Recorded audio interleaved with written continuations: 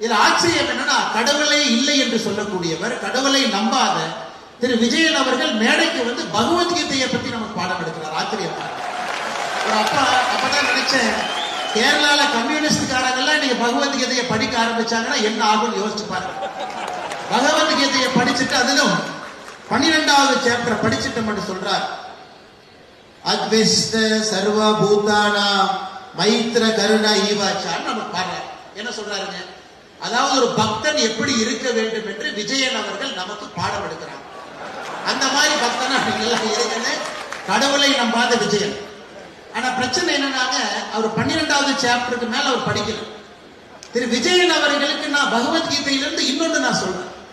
12வது சாப்டரை தாண்டி இன்னும் கொஞ்சம் முன்னாடி போங்க. 13வது சாப்டர், 14, 15, 16வது சாப்டர் போனீங்கன்னா 21வது வரிய திரு விஜயன் அவர்கள் மறுபடியும் இன்னைக்கு பகவத்கீதை எடுத்து படிக்கணும்.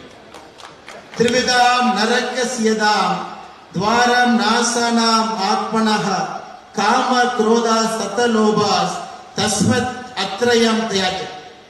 இதையும் படிக்கணும். இதுல என்ன சொல்லுதுன்னா, ஒரு மனிதன் நரகத்திற்கு போக வேண்டும் என்றால் 3 வழிதான் இருக்கு. Lust, anger, greed. காமம் நரகத்துக்கு வேகமா கூட்டிட்டு போயிடும். பேராசை நரகத்துக்கு வேகமா கூட்டிட்டு போயிடும். கோபம் நரகத்துக்கு வேகமா கூட்டிட்டு போயிடும்.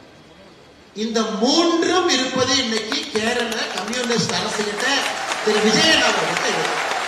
அதனால 12வது சாப்டரோட நிறுத்தாம அப்படியே 16வது சாப்டர் படிச்சீங்கன்னா உங்களுக்கே பகவத்கீதையில சொல்லியிருக்கக்கூடிய புத்திமதி தெரியும். அதை தாண்டி நம்முடைய